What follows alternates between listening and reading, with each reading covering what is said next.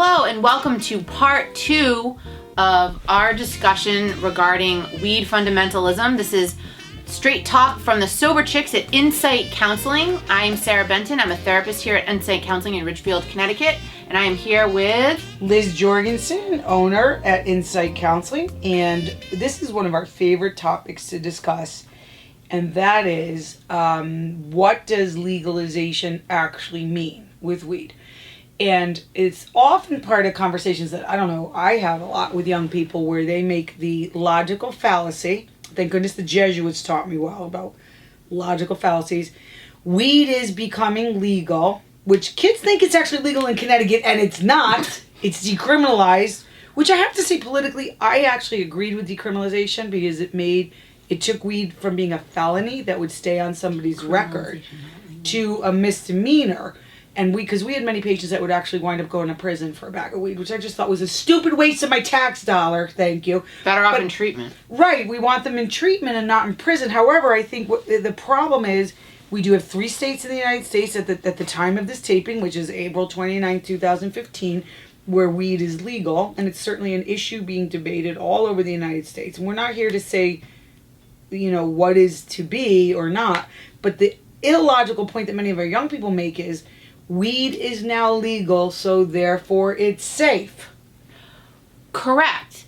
However, they often feel, although alcohol is legal, that alcohol is more dangerous and that people are acting stupid and drinking and driving and doing all these things that they don't feel they do when they're high, or that their personality doesn't change. And so they have a lot of arguments around, well, yeah, I understand alcohol is legal, but they don't seem to make the same comparison that, oh wow, there's a substance that can, if it's abused, can be negative. Again, tobacco is legal. It doesn't mean that these things, particularly for people that are underage, even if it's legal and they're 15 or 14 years old, it's not going to be legal for them. Neither is it legal for them to be drinking under 21. So let me give you a good case example. I had a young person pulled over recently. So he was 16 and a half in the car. Weed right there on the floor of the car.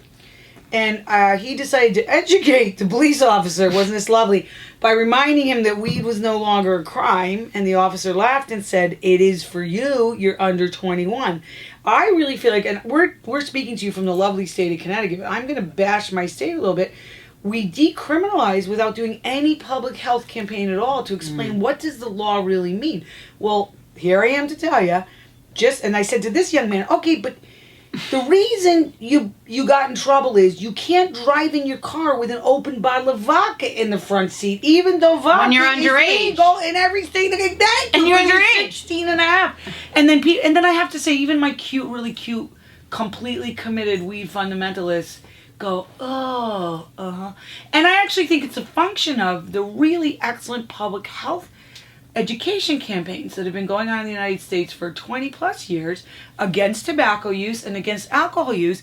And it's interesting that we didn't think of, many activists and researchers wanted a public health campaign about the dangers of weed or the potential dangers of weed to roll out before decriminalization and legalization. We haven't committed any resources to that because back to teenagers, like you said, Sarah, teenagers will say, oh yeah, of course tobacco is always bad for you. Right. But they actually believe, but weed isn't as bad. Like weed is not harmful like tobacco. Again, some of that data is still to be determined, but a lot of the data is proving that no, tobacco is safer. And to be honest, the amount of tar in one joint of pot, marijuana, is my understanding about equal to a pack of cigarettes. Right, There's no filters. There's no filters. And so what's interesting is, I just really want us to come to a point as a society where we have a lot of emerging science. We know how to do public health campaigns. The other issue is, and I really, really need to say this, I just feel like Americans are just so gullible and dubious when it comes to propaganda of any kind. Who is lined up to make huge money from the mass marketing of legal marijuana? It's not a bunch of Jamaican nationals who are now going to not live in poverty and make millions of dollars. It's the tobacco companies who have been losing revenue. Alcohol companies are laying the infrastructure to be the sellers of marijuana for profit. And so, of course, they don't have any interest in a public health campaign to also warn our young people about what we can actually do for them. They don't have any incentive to actually do that about alcohol either. In fact, they fought warning campaigns and public health campaigns against tobacco. Warning against tobacco. And I just feel like Americans, and I always love to talk to teenagers about how, like, the man is trying to screw you. Do you know what I mean? But, like, when I actually give them the science about, like, do you know that Altria, who used to be Philip Morris, is, like, one of the main players trying to get weed legalized in the United States? And, it's not the only one, because, of course, there's a lot of money to be made, so a lot of people want to get into it.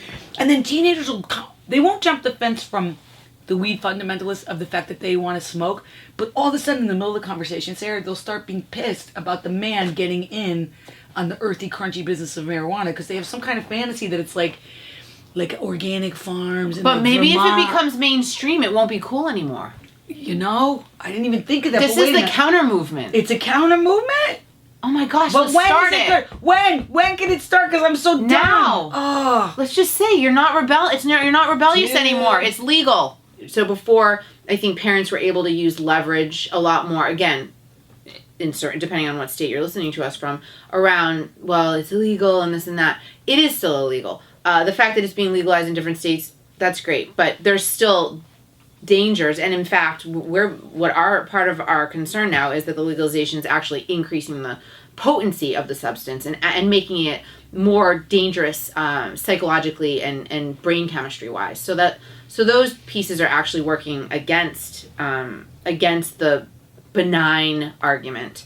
So I guess the question is, how do you have conversations with your children? When we have clients come to us, they're in what I call pot wars with each other, where, they've taken opposite ends of the argument and they're butting heads, and parents and kids, and the kids are the weed fundamentalists trying to convert their parents to see their way, and their parents are typically not budging, and there's no movement on either side. They're at a stalemate. So part of our job here is to try to unstick that. I'll speak for myself as the mother of 4.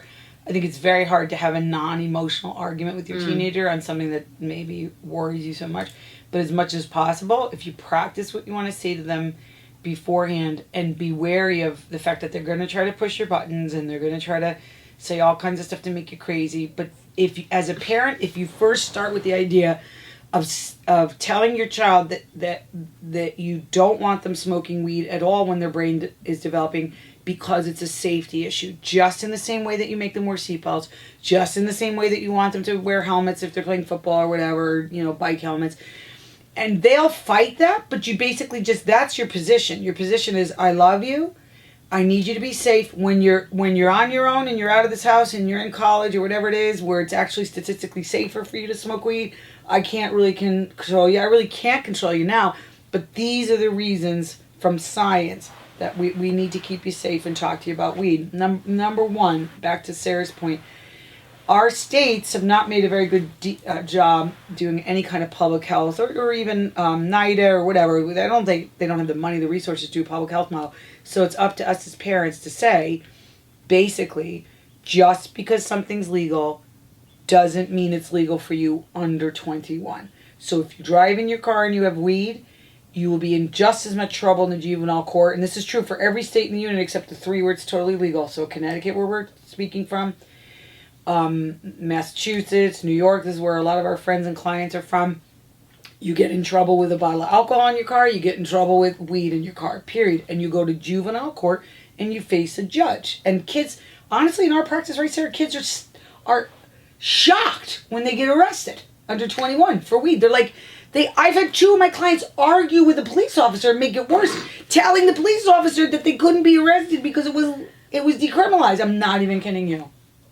So if parents can say, no matter what you've heard from your friends, no matter what you read on the normal website, it is still illegal if you're under 21. And if you get caught with it, or we find out you drove the car high, this is what the consequence will be. And the other piece I always look at is for leverage. And parents have leverage. If you own the car, if you own your house, and your kids are living in it, these are pieces that are non-negotiable when it comes to the license and the permits and all of that. I think it takes all of this to a new level, and parents need to take advantage of that in a sense, and that's an earned privilege, and also it's a liability for them as a family. But in our previous part 1 podcast, we talked a lot about some of the counter arguments to when kids are really arguing about their right to smoke, and I think that using some of that information and having a dialogue with your kids. The truth is, if you come down in a very black and white manner without any discussion, they're going to go underground. That's and right. Part of what I try to encourage here when I'm meeting with families is, despite a family's wishes of I don't want my child to smoke, period, which is the most parents, that's their take. Putting that aside for a second and figuring out that but if that's not going to happen, my preference is that we have an open dialogue with our child about these issues, instead of it being a non-issue in the house, a silent kind of war, and then their kids just sneaking. So that's part of it, is encouraging the dialogue, but not necessarily condoning it. So there's that. It's a dialectic, really. I mean, it's a huge balancing act. I'll tell you an actual conversation that I've used with my kids, and I won't name which ones, so that we can be semi-anonymous. You're right. Daddy and I can't stop you from doing this. You're right. You're a teenager. You have a lot of freedom. There's a lot of things you could do and keep secret. However, we know it's a safety issue. We don't want you to damage your brain. If you do exercise your free will to do this, this will be the consequence that we'll put in place. And yes, we are doing that to keep you safe and to discourage you from doing this. And it's so hard, again, to keep calm when you say that. And then, of course, to be effective around the parenting, you have to follow it up.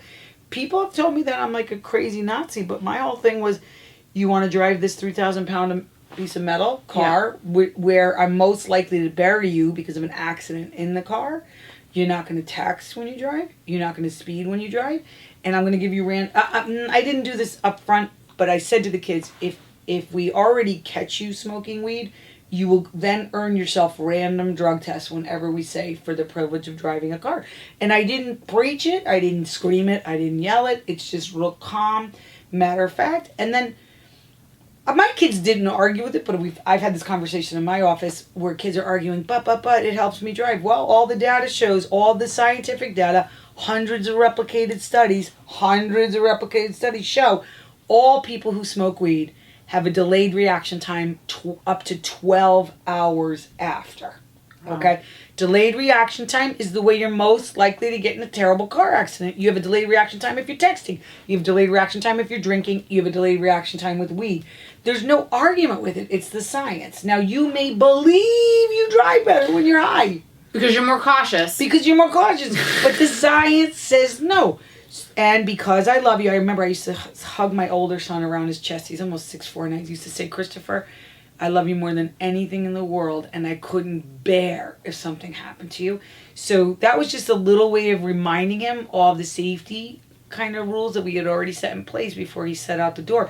And I think, Sarah, I don't know if you see this, most of the parents that I work with, hypothetically, they would love to set limits that way, but the emotions get in the way, and it can lead to the parents getting to that extreme position because I said so. The other not in this house, which never works. But the other piece is, though, if you don't have a good relationship with your teen to begin with, so true. And there's other family issues going on that need to be addressed, they're not going to listen around this one. True. They're going to use this one as the one that you go to war over. That's true. So this is what I find is that it's not about the pot. People come in here and they're talking about pot, but there's also other stuff going on.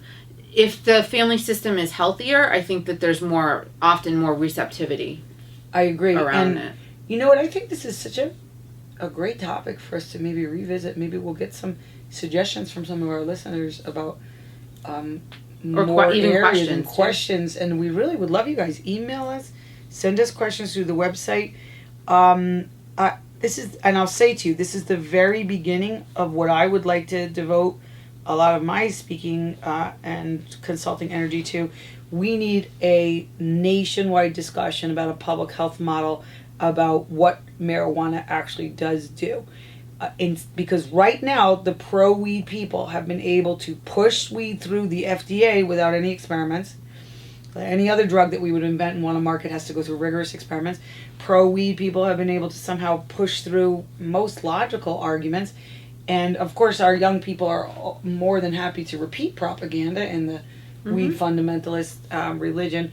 And I don't want to make fun of the people, but I really want to get more information out there so that people can actually have a rational discussion about these issues instead of us just as a society buying into the propaganda. I agree. I think a little bit more mindfulness too around, about your relationship to pot, how that may be changing, encouraging people to observe, do I have to smoke? Am I doing it because I want to? When I cut back, what happens? All of these things are really important. So this is a huge topic, and it's becoming even larger as I think it becomes more of a political issue. So it trickles down to our counseling center, really. It comes all the way from the government all the way down to clients. And we were just recently at the Harvard Young Adults Conference, which was populated by mostly college half counselors, probably half private therapists that deal just with young adults, and then the other half were therapists who actually are in the counseling centers at universities all over the United States. And I asked a question to the audience before I started my speech, and I asked how many of the audience members were constantly having these kind of arguments with their clients. I think almost all of the hands went up. So I know it's an issue that's affecting many of you, many parents. We will return with more. We'd love your questions and comments. We want you to take your health and recovery very seriously. But not yourselves too seriously.